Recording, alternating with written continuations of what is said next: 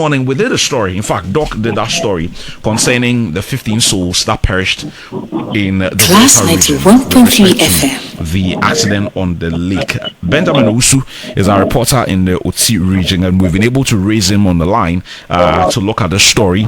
Ben, good morning. Yeah, good morning, my brother. Thank you so much for joining us. The early report we are getting is that the boat was overloaded. What exactly do we know as far as this is concerned? Yes, indeed. The boat or the canoe was overloaded. Because if you look at the size of the canoe and the number of people on board on Saturday morning when they were traveling from Okuma Akura to Odome, an area, a family community also in Kachi West. Our report and checks that we have been able to get indicate that the boat was a small service boat or canoe which they used to cross or to do their family activities. It was not as a commercial boat that people normally use. So on board, there were 21 on board, including children, men and women, who were traveling to mourn with their family members, which this tragedy occurred on the river on Saturday evening and yesterday morning. From what we've also heard, this is a regular occurrence where boats are overloaded. Is that the case? As for boat and other canoe activities in OT, is one of the transport means for people who live around the island and also South Asian community. So when it comes to overloading or traveling with it, that will not be a news for people who have lived here for a very long time.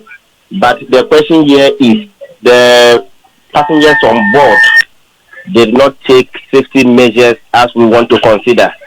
Because looking at where they were traveling to, there was no life jacket, and also the overloading was also part of it.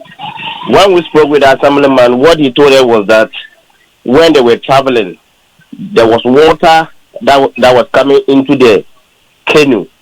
So one of the boys who was with the operator was trying to scoop trying to scoop the water from the canoe. So in the process, the container or the cup that he was using to do that activities eventually ran out of his hand. So the boat operator trying to support him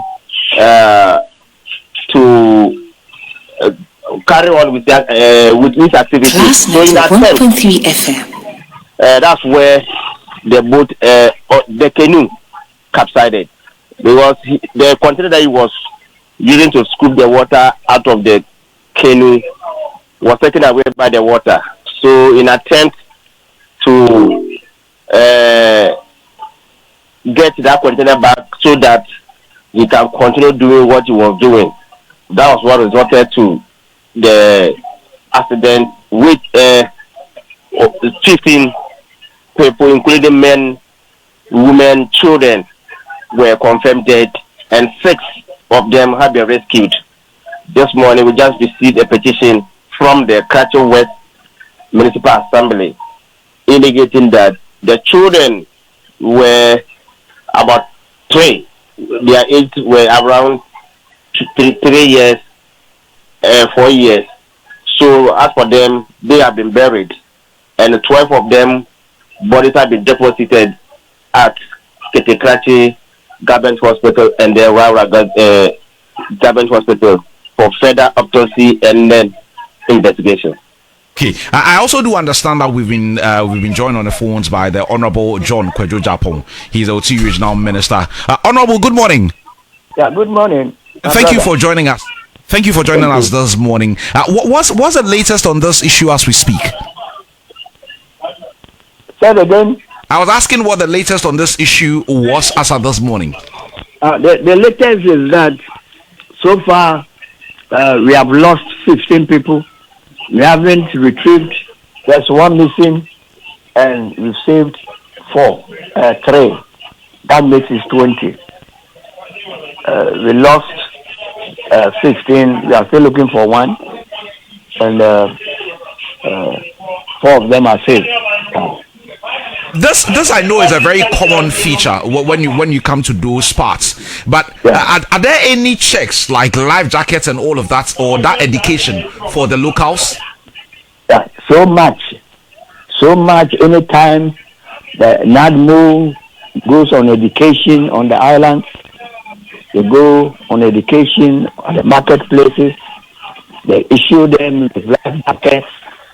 A lot of NGOs are with us in the region, working with us in the region. A lot of our MPs, our chief executives buy life jackets. They educate them. There is a team that works on the lake, and a lot of things have been done. The military, the navy are all over the place, and so all the time, I think that is education. They are life jackets. The unfortunate thing is that no matter how many life jackets you send to these people, they never use it. I don't know what is it. No matter the number of life jackets you send to the people on the lake, they never use it. Is it that the education is not intense enough? There is a lot of education, very intense. But whether it is educational, not intense enough, or whatever it is that they will not use it. They come to the market and then go back without even a single life jacket. Now, I want to take this opportunity to let you know the geographical situation on the Volta Lake. It is not like there's a lake where people move from one place to another place, and that is the end. No. The intervention of the Akosombo Dam created a lot of islands on the Volta Lake. The intervention of the Akosombo Dam, to generate electricity for us, has created a lot of islands on the Volta Lake, which means that there are various islands on the lake where people who have their relatives on Island 2 will want to go to Island 2 to go for funerals and even some celebrations or whatever.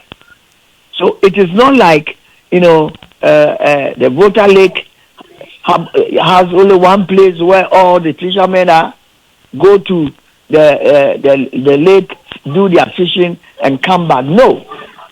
Over 80% of the fishermen are on the lake, various islands.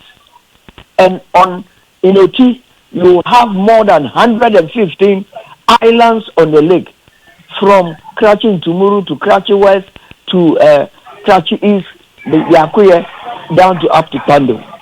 And that is the situation. What can be done to improve the situation? Because people will move every day anyway. People will move everywhere. The military, the navy, the NADMO are always around. I'm looking at a time where the Volta Lake will have a central, transport system that runs on the Volta Lake. Transport system from island to island. If they are going to funeral, there is a transport system that will pick them, that you cannot join without putting on a life jacket, and you cannot join it when you don't go to the regulations that are expected. You can't go. That is it. Have you pitched this to your bosses? Say it again. Have you pitched this idea to your bosses? Why not?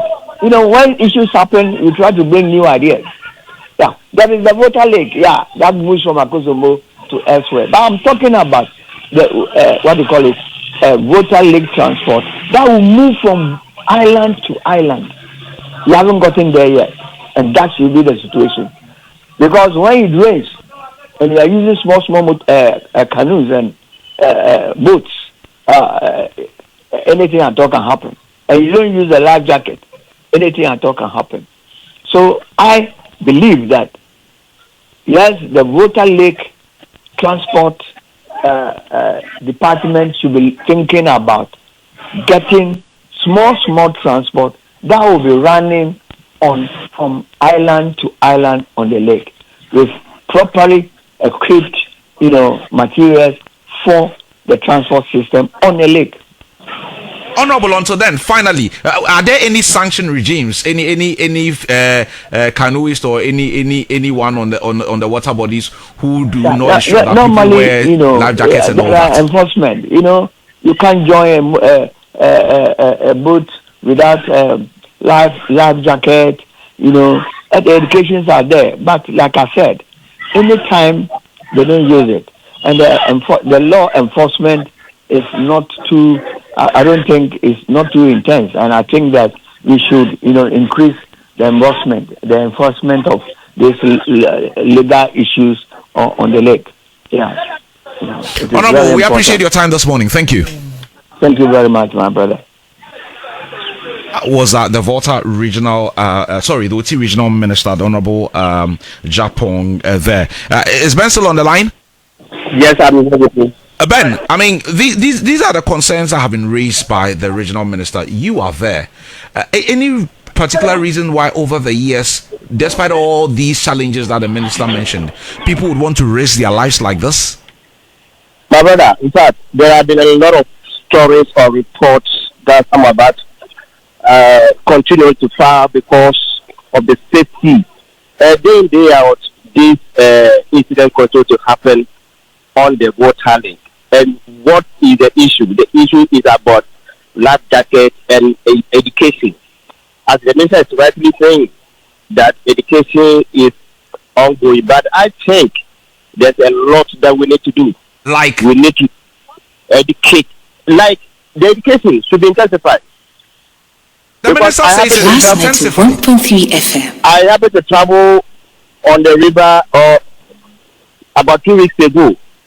And I can tell you, I was on the river for 45 minutes with a life jacket. You can't even see it.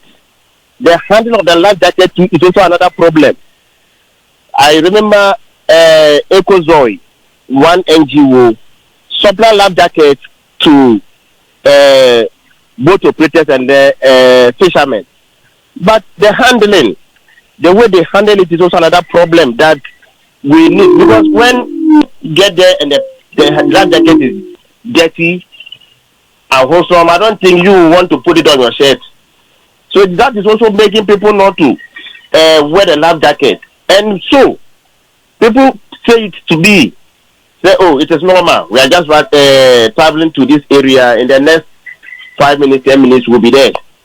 So we are used to it. We've been traveling generation. So there's nothing that we have to go with it. So I think dedication needs to be intensified. The life jacket needs to be enforced on our people. Because day in, day out, we continue to lose life. Day in, day out. Look at the young ones. We are 14, 16, 2 years, 3 years. Who one day, we don't know, but have come to do something better for us to support our community development. But today, we lost them to this accident, which we need to do more. Because the way I'm looking at it, the minister is speaking. Yes, he's making his comments, but the reality on the ground is not reflecting. The reality is not reflecting on what he is telling us. Yet, if indeed this education is ongoing, so why will people continue refuse to adhere to safety measures? It's what we should all be questioning. And we asking ourselves questions, why? If you are traveling with a canoe from Okumakura to Kati West, my brother, it will take no less than 2 hours. Because 2 hours? I travel through Tokurano to Oposu Kabetidare. There's an area called Bato. And to Kati West, it was about 1 hour. So from where they are traveling from to Kati West to that community, it will take no less than 1 hour, 2 hours before you get to where they were going. And look at the situation. The rains are there, the winds are there.